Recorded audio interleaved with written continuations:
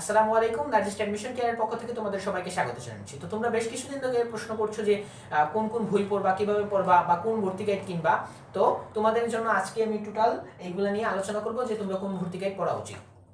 তো প্রথমেই বলি, তোমরা যারা মানে চান্স পেতে চাও বা ভালো স্কোর করতে চাও তারা কখনোই একটা বইয়ের উপর ডিপেন্ড করবে না, কারণ একটা বই যদি তুমি একটা ভর্তি গাইড পড়ে কখনোই এখানে ভালো স্কোর করা সম্ভব না। তোমাদের ভালো স্কোর করতে হলে তোমাদেরকে বিষয়ভিত্তিক প্রিপারেশন নিতে হবে। তো আজকে আমি আলোচনা করব বিএসসি এবং ডিপ্লোমা এবং মিডিওফারিতে তোমরা কে কোন বই পড়বা, কিভাবে বিষয়ভিত্তিক প্রিপারেশন নিবা। তো শুরু করি প্রথমে বাংলা দিয়ে।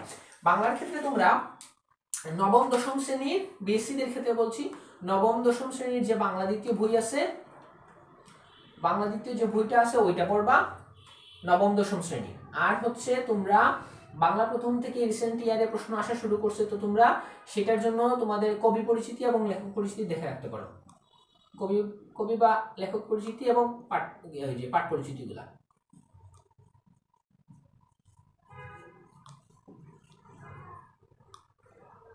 প্লাস পাঠ পরিচিতি।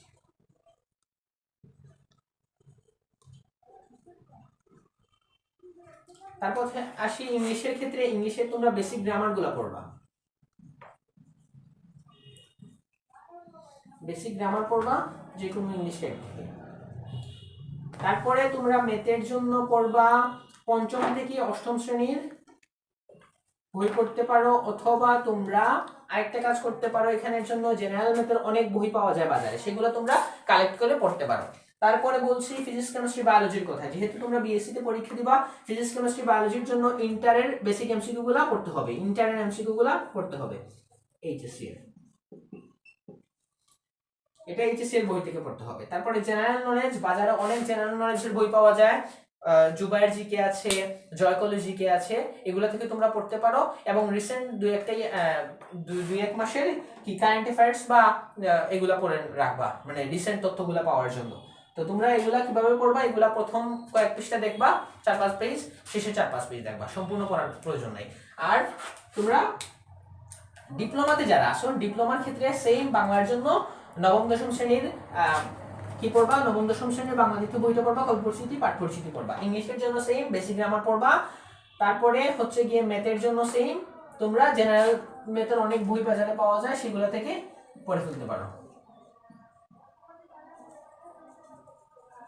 জেনারেল ম্যাথের বই বাজার থেকে কালেক্ট করে পড়ে ফেলবা। তারপরে হচ্ছে জেনারেল সায়েন্স। এখানে তোমরা নবম দশম শ্রেণীর যে বিজ্ঞান বই আছে সেখান থেকে তোমরা জেনারেল সায়েন্সটা পড়বা। নবম দশম শ্রেণীর জেনারেল সায়েন্স, সাধারণ জ্ঞান বই থেকে পড়বা, সাধারণ বিজ্ঞান বই থেকে পড়বা।